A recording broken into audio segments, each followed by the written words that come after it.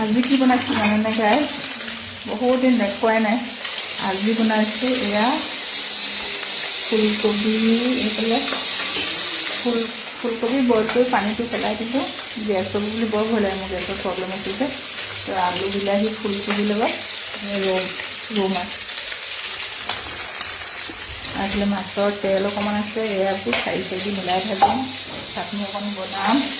আজি আহাৰ সেয়া আৰু বহুত দিন আপোনালোকক ৰেচিপিও দিয়া নাই, লাহেকৈ দিম বাৰু।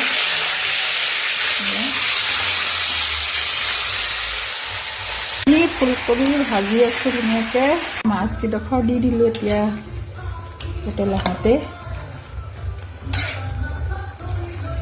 দেখিছে গাইজ, এইফালে দালিও বনাই আছোঁ।